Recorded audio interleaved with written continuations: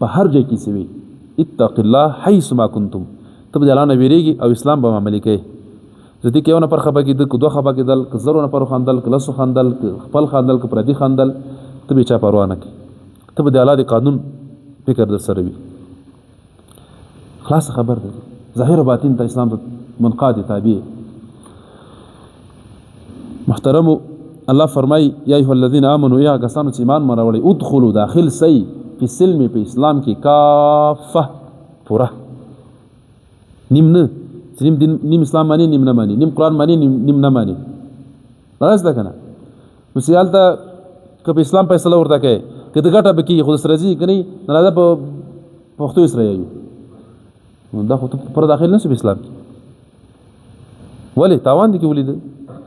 که تاوانې ګټې به مانی نو موږ څه وایو سمعنا واطعنا یا الله موږ ته حکم واورید بس منوي ګټې که تاوانې